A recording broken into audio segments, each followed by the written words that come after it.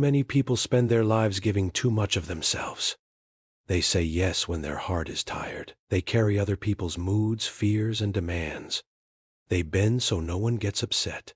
They try to be helpful, kind, and agreeable, hoping it will bring peace.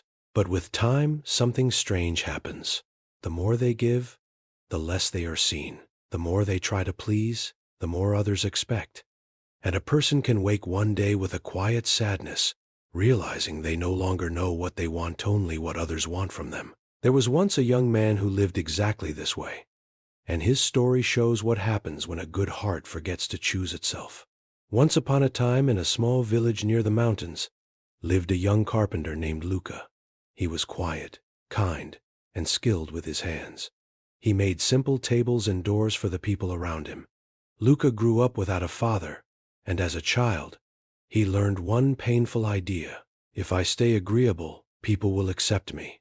So he tried hard to be good for everyone. He smiled when he wanted to cry. He said yes when his heart wanted to say no. He feared that if he upset someone, they would walk away. Because of this, people began to take advantage of him. A neighbor once said, "Luca, fix my long fence by tomorrow." Luca knew it needed a week, but he swallowed his truth and answered, "Yes, I will try." He worked all night. His hands bled, his eyes burned. In the morning, the neighbor looked at the fence and said, "You should have done more." Another man came to his workshop asking for a table. Luca showed him strong wood and good work. The man offered only a few coins and said, "This is enough for your skill." Luca felt shame rise inside him, but fear was stronger, and he agreed. Some people even spoke to him harshly, joked about him, or called him weak. Luca forced a smile each time, hiding how deeply it hurt. He worked late every day. Splinters cut his fingers.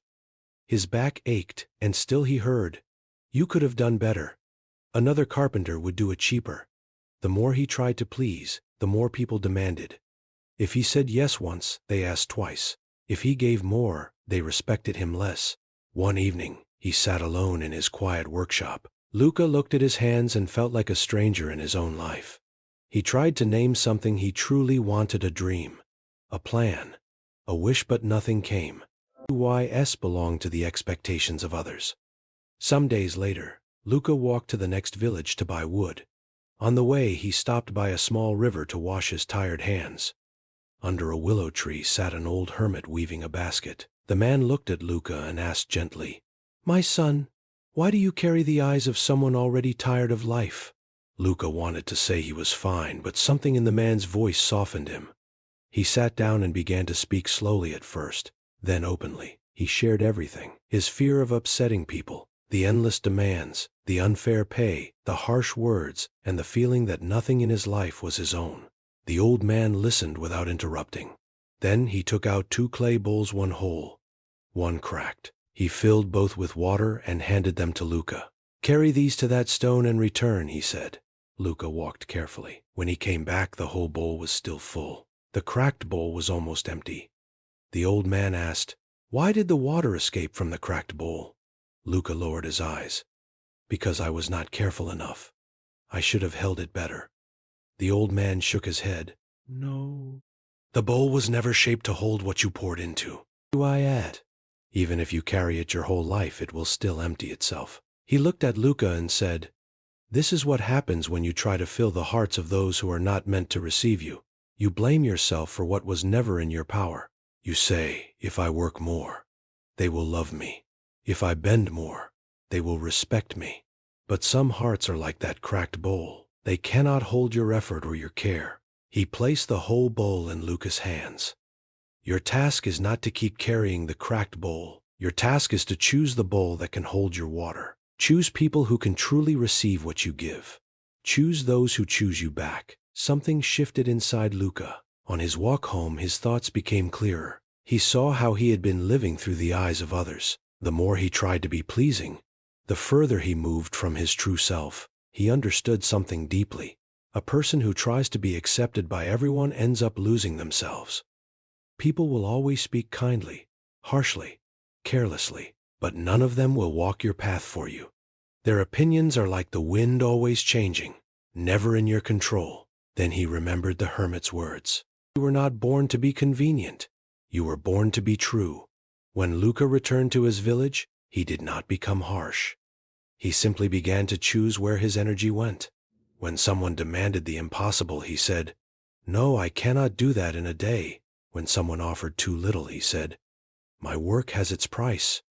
When someone spoke disrespectfully, he walked away.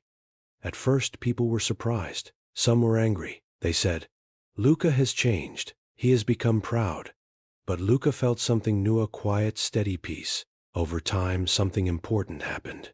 Those who never valued him began to drift away. They wanted the old Luca who always said yes. But others came closer, people who respected him, spoke kindly, and paid him fairly. Luca worked less, but with more heart. His hands healed. For the first time, his days felt like his own. Life is brief, and we do not get a second version of it.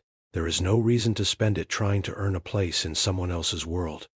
The people meant for you will not make you beg, shrink, or prove your worth. Choose those who bring ease to your spirit and honesty to your days. Choose those who meet you halfway. Let everyone else pass.